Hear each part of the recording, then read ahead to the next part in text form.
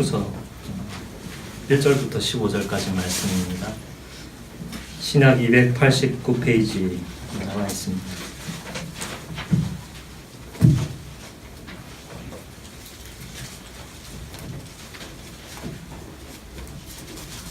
고린도후서 4장 1절부터 15절까지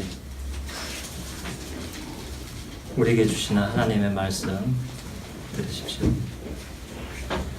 그러므로 우리가 이 직분을 받아 긍휼하심을 입은 대로 낙심하지 아니하고 이에 숨은 부끄러움의 일을 버리고 속임으로 행하지 아니하며 하나님의 말씀을 혼잡하게 하지 아니하고 오직 진리를 나타내므로 하나님 앞에서 각 사람의 양심에 대하여 스스로 추천하노라.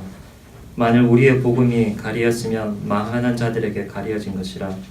그 중에 이 세상의 신이 믿지 아니하는 자들의 마음을 혼미하게 하여 그리스도의 영광의 복음의 광채가 비치지 못하게 하느니 그리스도는 하나님의 형상이시니라. 우리를 전파하는 것이 아니라 오직 그리스도 예수의 주 되신 것과 또 예수를 위하여 우리가 너희의 종된 것을 전파함이라.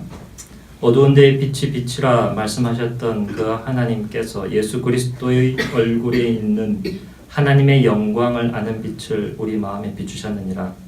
우리가 이 보배를 질그릇에 가졌으니 이는 심히 큰 능력은 하나님께 있고 우리에게 있지 아니함을 알게 하려 함이라. 우리가 사방으로 우겨쌈을 당하여도 쌓이지 아니하며 답답한 일을 당하여도 낙심하지 아니하며 박해를 받아도 버림받지 아니하며 거꾸로 뜨림을 당하여도 망하지 아니하고 우리가 항상 예수의 죽음을 몸에 짊어짐은 예수의 생명이 또한 우리 몸에 나타나게 하려 함이라. 우리 살아있는 자가 항상 예수를 위하여 죽음에 넘겨짐은 예수의 생명이 또한 우리 죽을 육체에 나타나게 하려 함이라. 그런즉 사망은 우리 안에서 역사하고 생명은 너희 안에서 역사하느니라. 기록된 바 내가 믿었으므로 말하였다 한 것 같이 우리가 같은 믿음의 마음을 가졌으니 우리도 믿었으므로 또한 말하노라.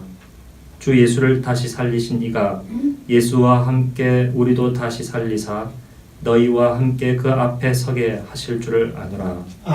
이는 모든 것이 너희를 위함이니 많은 사람의 감사로 말미암아 은혜가 더하여 넘쳐서 하나님께 영광을 돌리게 하려 함이라. 아멘.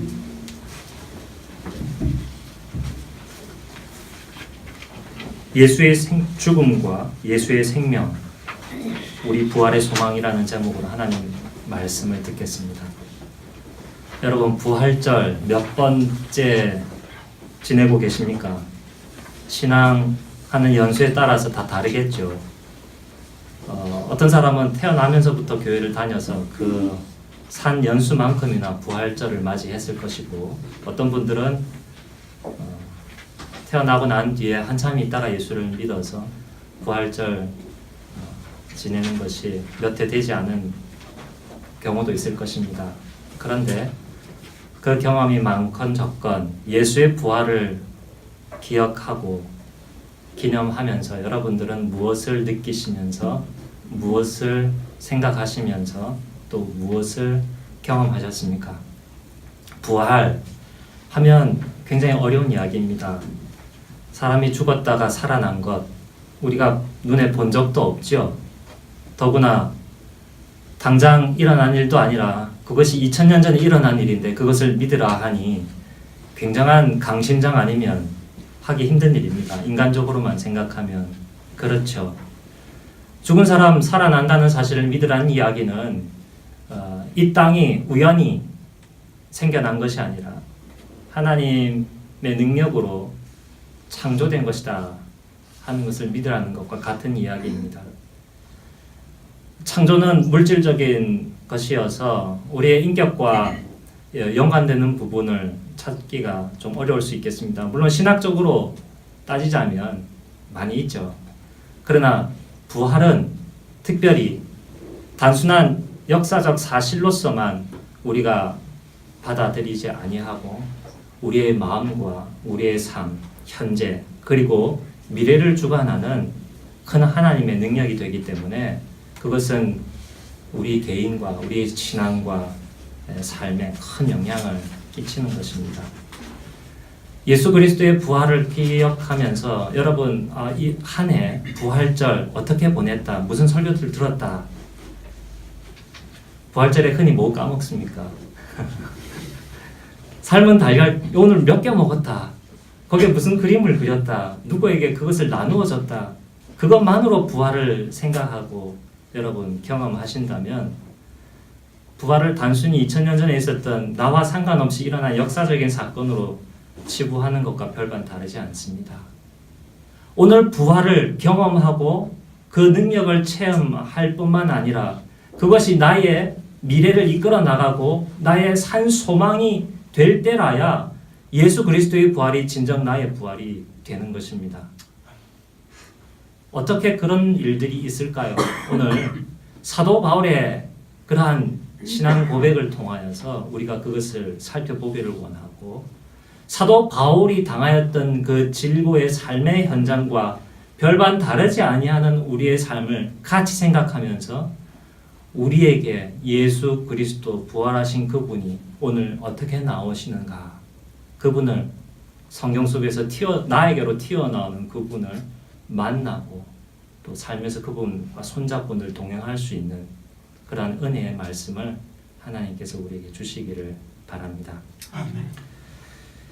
사도 바울 하면은 굉장히 지식적으로나 또 사회적으로나 뛰어났던 사람입니다. 출신도 유대인 중에 유대인이다, 바리새인 중에 바리새인이다 라고 할 만큼 굉장히 훌륭했던 사람인데요. 이 사람의 인생이 한순간 180도 뒤집어졌습니다. 다메섹으로 가는 그 길에서 그리스도인 예수쟁이들을 잡아 옥에 가두고 죽이려고 했던 그 길 위에서 예수님을 만난 뒤로 그의 인생은 180도 변했습니다. 고린도후서에 사도 바울이 겪었던 여러 가지 고난의 질고의 삶의 흔적들이 나오는데요. 대표적인 것이 고린도후서 1장 9절입니다. 여러분 가지고 계신 성경 한번 보시겠습니까? 고린도후서 1장 9절 다 같이 한번 읽어 보겠습니다. 우리는 우리 자신이 사형 선고를 받은 줄 알았으니 이는 우리로 자기를 의지하지 말고 오직 죽은 자를 다시 살리시는 하나님만 의지하게 하심이라. 사도 바울은 사형 선고를 언도받고 살아가는 사람처럼 인생을 살았던 이입니다. 구체적으로 고린도 전서 15장 32절에 구체적인 내용이 나오는데요. 앞장으로 두 장 정도 넘어가서 같이 읽어보겠습니다. 고린도 전서 15장 32절입니다. 같이 읽겠습니다. 내가 사람의 방법으로 에베소에서 맹수와 더불어 싸웠다면 내게 무슨 유익이 있으리요? 죽은 자가 다시 살아나지 못한다면 내일 죽을 터이니 먹고 마시자 하리라. 15장 32절 에베소에서 맹수와 더불어 싸웠다라는 것은 실제 일어난 일이겠습니까? 아닙니다. 비유입니다. 여러분 검투사가 검을 들고 다른 글래디에이터와 싸우거나 혹은 사형 언도받은 사람을 그 경기장에 집어넣어서 사자와 싸우게 하죠. 그렇게 죽이는 형벌입니다. 사도 바울이 그 사형의 언도를 받진 않았지만 그러한 위기 속에 처했고 또 비유적으로 정말 영적인 자기를 죽이려고 하는 그 사자들, 그러한 환경 속에서 사도 바울이 살았습니다. 이 에베소에서 맹수와 더불어 싸웠다는 이야기는 사도행전 19장 어간에 나와 있는 에베소에서 일어난 일을 사도 바울이 떠올리면서 지금 하는 말입니다. 에베소에 아데미 신상이 있었는데 사도 바울이 복음을 열심히 증거하니까 거기에서 우상을 만드는 은세공자들이 있었거든요. 그것을 만들어서 사람들에게 팔면 굉장한 소득을 얻을 수 있었습니다. 사도 바울과 그의 동료들이 주의 복음을 열심히 전하자 자기들 밥줄이 끊어지게 생겼거든요. 그래서 법정에 고소하여서 사도 바울과 그 일행들을 심판하자 들고 일어났습니다. 그래서 실제적으로 에베소에서 사도 바울이 갇히지는 아니하였지만 그의 동료들이 거의 죽음에 이를 정도로 그러한 위협을 당했습니다. 고린도후서 대부분에서 사도 바울이 겪은 질고의 내용들이 많이 나오고 있는데요. 예컨대 4장 고린도후서 4장 8절 9절입니다. 오늘 본문에도 나온 내용이죠. 사방으로 우겨쌈을 당했고 답답한 일을 당했고 박해를 받았고 거꾸로 뜨림을 당했다. 이것이 사도 바울의 삶이었습니다. 구체적으로 고린도후서 6장으로 건너가 보십시오. 4절부터 나옵니다. 사도 바울은 많이 견딜 수밖에 없는 상황에 처했고 환난을 당하였으며 궁핍했고 고난당했고 매맞았고 갇혔고 난동을 겪었고 수고로움과 자지 못함과 먹지 못한 그러한 일들을 여러 차례 겪었습니다. 구체적으로 11장에 잘 나오죠. 11장 23절서부터 나옵니다. 내가 수고를 넘치도록 했다. 갇히기도 감옥에 수차례 갇혔다. 매도 수없이 맞았고 여러 번 죽을 뻔했다. 거의 돌에 맞아서 사람들이 죽은 줄 알았죠. 사도 바울이 그런 적도 있었습니다. 40에서 하나 감한매를 39대를 몇 번이요? 5번이나 맞았고 3번 태장으로 맞았으며 1번 돌로 맞아 거의 죽을 뻔하였고 3번 그가 탔던 배가 파선하였으며 강의 위험과 강도의 위험과 동족 유대인들의 위험과 이방인의 위험과 시내의 위험과 광야의 위험과 바다의 위험, 거짓 형제의 위험. 그는 수고하였고 많이 애썼으며 제대로 자지 못하였고 굶주렸고 목말랐고 춥고 헐벗었습니다.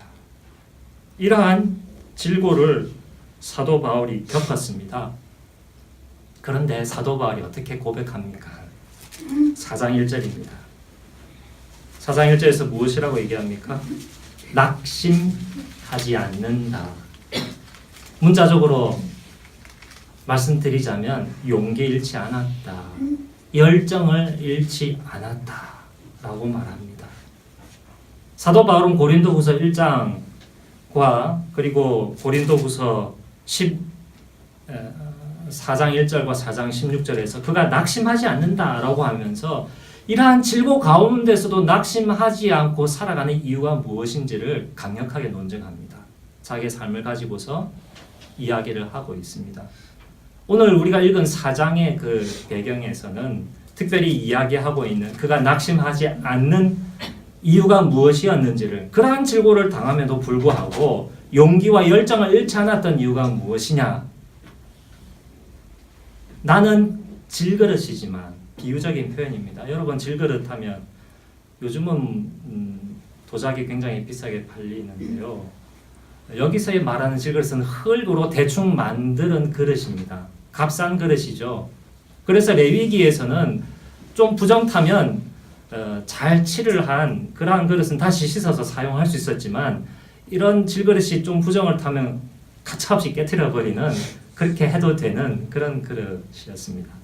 값싸고 볼품 없는 그러한 흙으로 만든 그릇, 옹기, 작은 옹기, 자기 자신을 그렇게 표현했습니다. 그런 나이지만 내가 왜 낙심하지 않느냐? 7절에서 이야기하죠. 그가 속에 가지고 있는 것이 무엇이기 때문입니까?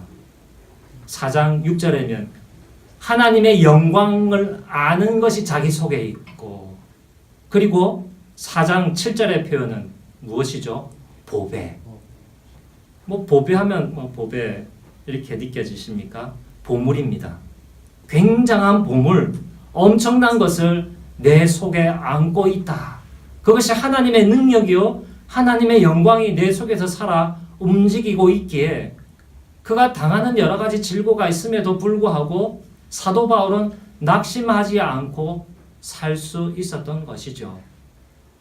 여기서 사도 바울 그 몸이나 사도 바울로 인간적인 기준으로 보면 굉장히 뛰어나고 훌륭하고 사람들로부터 부러움 받을 수 있는 사람임에도 불구하고 자기가 질그릇이다라고 얘기를 하면서 스스로 낮은 자리에 처하고 어떻게 보면 불구덩이로 뛰어 들어가는 그 자기의 인생 혹은 자기의 그 연약한 몸을 이야기하면서 이러한 나이지만 그럼에도 내가 낙심하지 않는 이유는 보물을 가졌다. 근데 그 보물의 정체가 무엇인지를 7절 이하에서 우리에게 알려주고 있습니다. 그것이 10절에 주목하는 것입니다. 예수의 죽음을 몸에 짊어지고 있다는 겁니다. 이거는 보물이 아니죠, 여러분.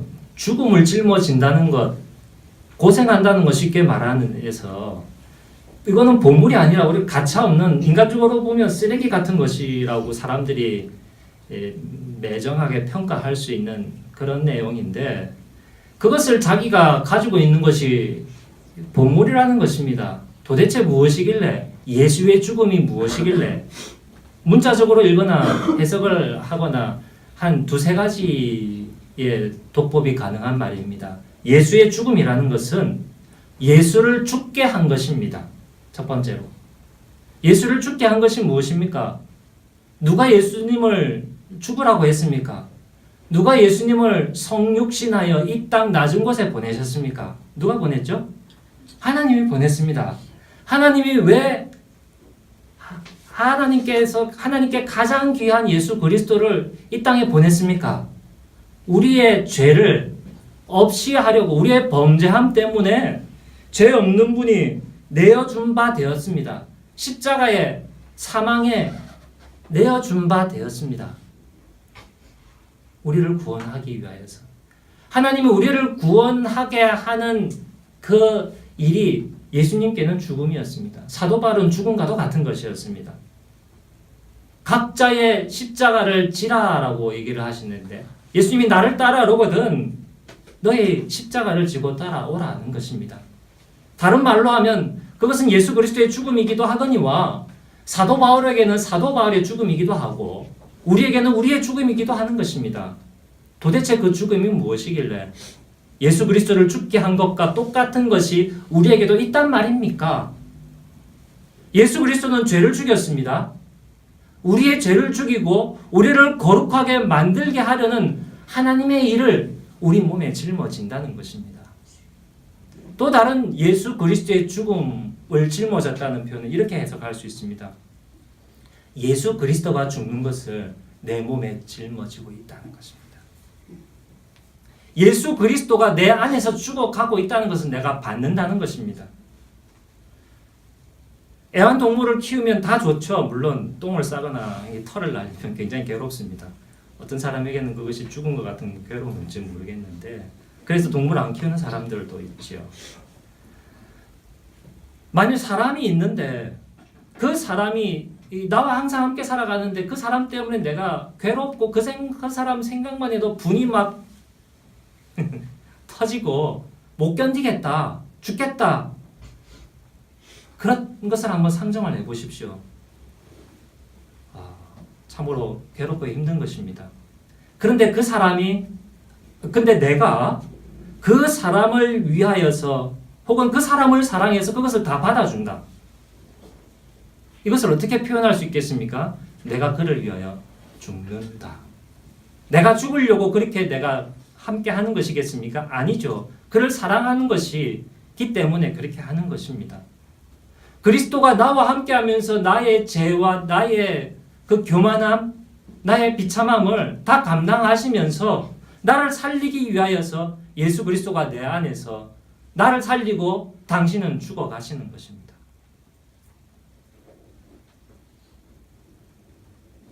세 번째 독법은 이것입니다. 그리스도의 그 죽음을 나도 따라 한다는 것입니다. 그리스도의 그 희생과 사랑을 나도 내 몸에 짊어지고 살아나간다 하는 것이죠. 두 번째, 그리스도가 나 때문에 죽는다 하고 정반대되는 것이죠. 내가 그리스도 때문에 살았으니 이제는 어떻게 해요? 나도 그리스도처럼 사랑하기 위하여, 사랑하는 이를 위하여 혹은 관심과 돌봄을 받지 않는 사람을 위하여, 혹은 여러 가지 질고로 고통받고 있는 이 땅을 위하여 희생하고 낮아지는 일을 한다는 것입니다.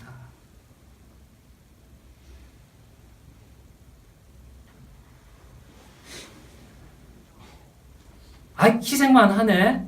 그게 뭐가 좋다고 보물이라고 하지? 이렇게 질문할지 모르겠습니다. 그런데 여러분 10절, 11절을 잘 보십시오. 그것을 짊어질 때 일어나는 일들이 있다는 것입니다. 말을 바꾸자면 그렇게 함으로써 얻는 유익과 결과가 있다는 것입니다. 어떤 유익과 결과가 있길래 예수 죽음을 자기 몸에 핸드캐리합니까? 자기의 삶으로. 몸에 무엇이 나타납니까? 예수의 생명이 나타난다는 것입니다. 그렇게 할 때 예수의 생명, 이것도 한 두세 가지로 읽을 수 있는 것이죠. 예수가 주시는 생명을 받는다. 혹은 예수가 내 안에서 살아간다. 혹은 예수의 그 생명을 나도 누린다. 그것이 내 삶에 쫙 펼쳐진다는 겁니다. 예수 부활하면 2000년 전에 예수 무덤이 어딘지도 잘 모르겠는데 거기서 예수님이 다시 살아났냐 아니냐를 가지고 막 역사적인 그것이 실제냐 아니냐를 가지고 과학적으로 역사적으로 문헌적으로 따져야 그러한 일들로 한켠에 나와는 상관없는 것으로 취급해버리는 것이 아니라 예수가 지금도 살아서 예수의 죽음을 몸에 짊어지고 있는 나와 함께 하시면서 예수가 살아나시고 나를 살리시고 그 생명을 나도 누리어서 내 삶의 형편 가운데 그 일들이 일어난다는 것입니다. 우리가 이 땅에서 고통받고 괴로운 일들을 많이 겪는데요. 크게 두 가지 이유입니다. 첫 번째는 내가 못나서입니다. 내가 이기적이고 나만 생각하고 죄로 똘똘 뭉쳐있는 사람이기 때문에 아름답고 영광스럽고 거룩한 것으로 만족하지 않고 채워도 채워지지 않는 이기적이고 타락한 욕망을 채우려고 살아가는 삶이기 때문에 그 삶 가운데 있는 더러움과 비참함과 괴로움과 고통을 겪고 있는 것입니다. 100평짜리 집을 살건 1000평짜리 저택을 가졌건 아무리 좋은 걸 가졌더라도 그 형편에서 벗어날 수 없는 것이죠. 돈이 있으면 행복할 줄 알았습니다. 그래서 돈을 많이 벌었습니다. 그러나 그것으로 채워지지 않기에 그것으로 다른 향락과 음란과 중독에 빠졌는데 그것이 나를 살리게 할 줄 알았는데 웬걸요? 오히려 나를 피폐하게 만드는 것입니다. 두 번째의 고통은 어떤 고통입니까? 시편과 또 베드로 전서 4장, 3장에 잘 나와 있는 것처럼 누구든지 의롭게 살려거든, 누구든지 하나님의 영광을 받으려거든, 누구든지 하나님의 뜻대로 선한 것을 추구하는 사람에게는 무엇이 임한다고요? 고난이 임하거든요. 가치 있는 것은 여러분, 진짜 가치 있는 것은 거저 주어집니다. 정말 가치 있고 값비싸기 때문에 내 힘과 내 어떤 노력으로 쟁취할 수 없기 때문에 하나님이 구원과 생명을 거저 주십니다. 그런데 그 거저 주시고 은혜로 주신 생명 가운데서 우리가 정말 가치 있는 것을 누리려면 어떻게 해요? 그 생명을 사용해야 됩니다.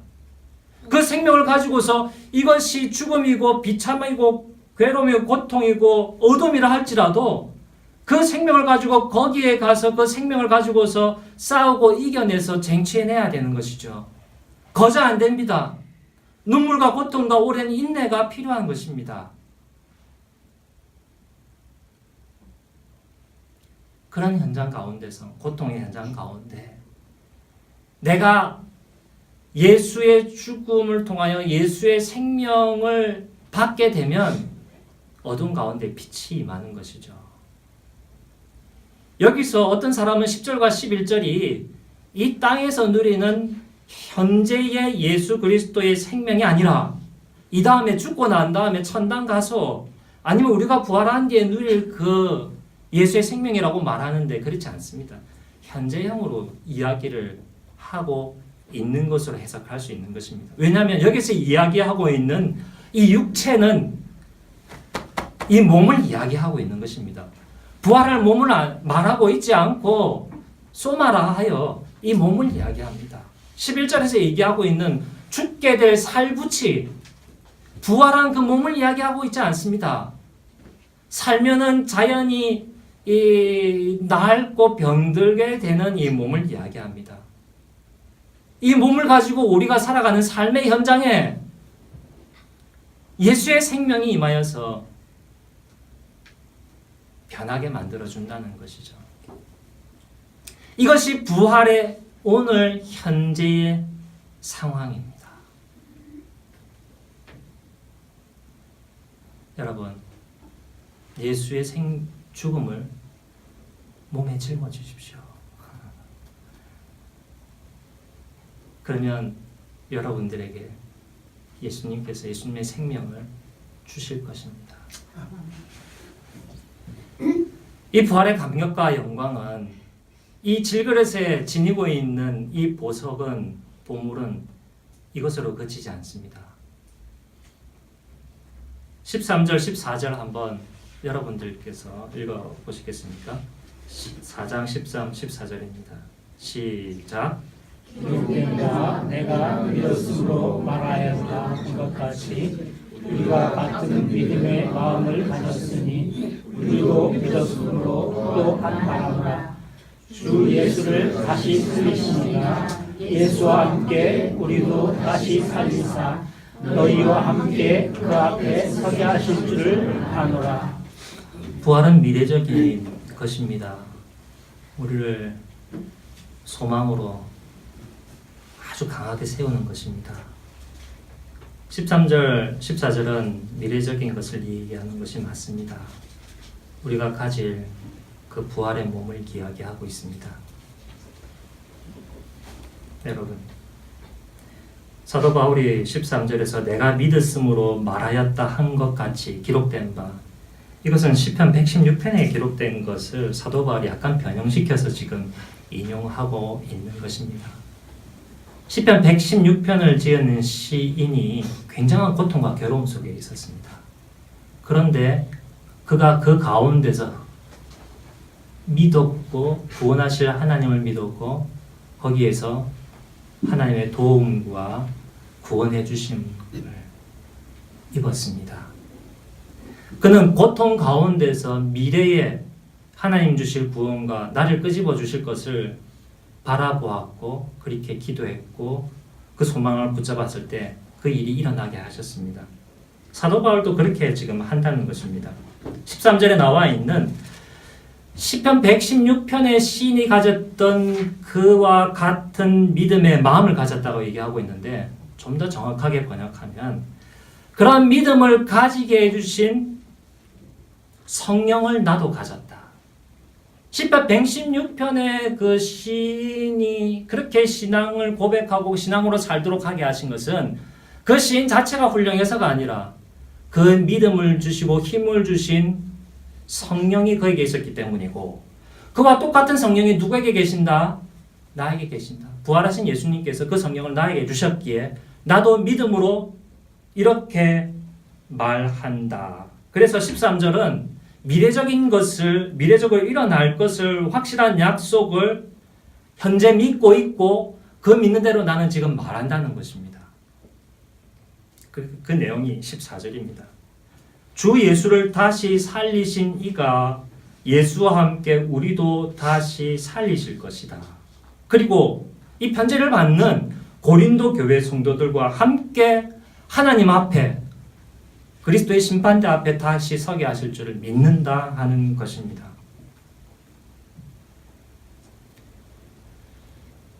여러분, 우리가 이 땅에서 모든 문제가 해결되지 않습니다. 경험적으로 우리가 발견하는 것이죠. 저 사람은 믿음으로 잘 살았어. 믿음으로 그렇게 살아왔는데 그 결국이 무엇인가? 전철 타고 저쪽 신촌 쪽 합정에서 내리면 그 양화진 선교사 무덤이 가깝습니다. 거기에 그 무덤의 그 비석들을 쭉 읽어보면 이 사람은 한국에 와서 이 선교사는 한 일이 없어요. 그 청춘 다 바쳐서 그 당시에 왔던 선교사들은 굉장히 엘리트들입니다.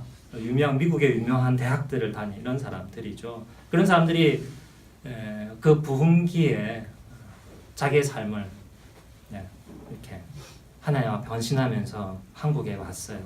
그렇게 배 타고 한두 달 걸쳐서 배 타고 왔는데 한 일도 없이 며칠 만에 그냥 죽어버렸습니다. 그 인생이 뭡니까? 허무하지 않습니까? 그럼 믿지 않는 사람들이 어떻게 얘기하겠습니까? 참 헛거네, 별거 아니네, 거 봐라, 내가 뭐라 그랬냐. 그렇습니다. 우리에게 부활이 없으면 우리는 참 부끄러운 사람이 되고 맙니다. 우리가 이 땅에서 다 이루지 못하는 것, 다 누리지 못하는 것이 있습니다. 그것을 언제 어디서 누립니까? 부활하여서 누립니다.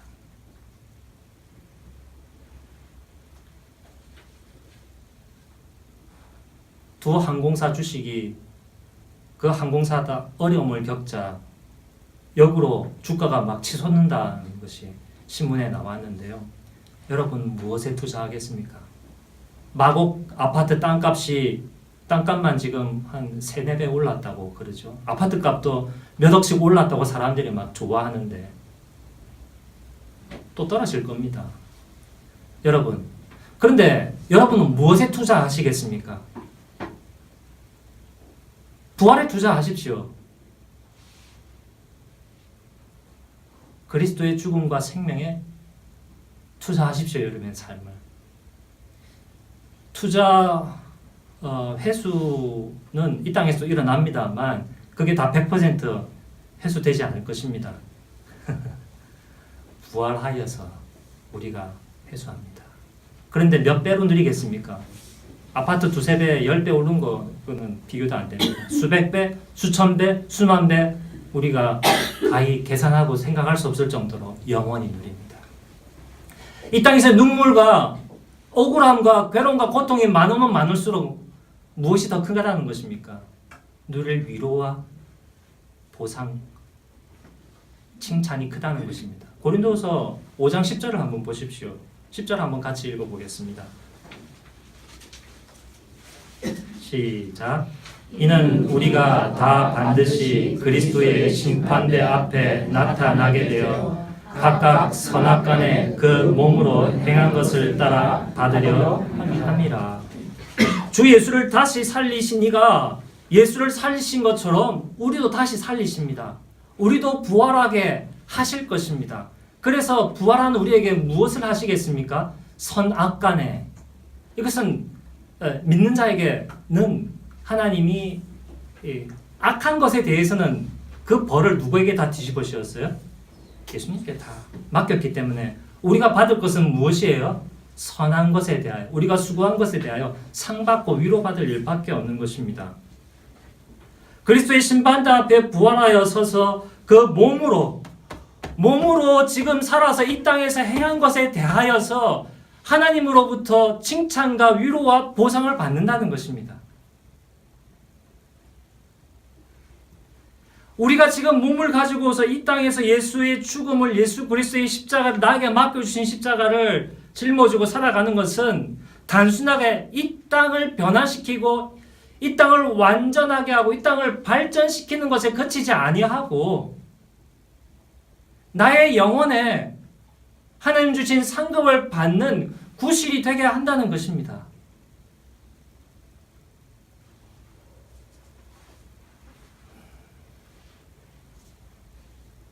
여러분, 이 시점에서 여러분 생각해 보셔야 됩니다. 우리가 한번 생각해 봅시다. 나의 신앙은 무슨 신앙인가? 예수 부활은 나에게 어떤 의미가 있는가? 우리도 다른 믿지 않는 사람처럼 내 인생이 초장부터 좀 안 풀린다고, 나는 왜 저렇게 금수저를 물고 태어나지 못해서 저렇게 출발점부터 차별을 받나? 왜 나의 몸은 태어나면서부터 이렇게 장애를 가졌나? 내 환경은 왜 이런가? 그렇게 불만, 불평, 절망만 할 것이 아니라는 것입니다. 예수의 생명을 짊어지고 살아가는 우리를 결코 주 예수 그리스도를 살리신 하나님께서 나몰라라 하지 아니하시고 우리를 그 앞에 세우실 것입니다.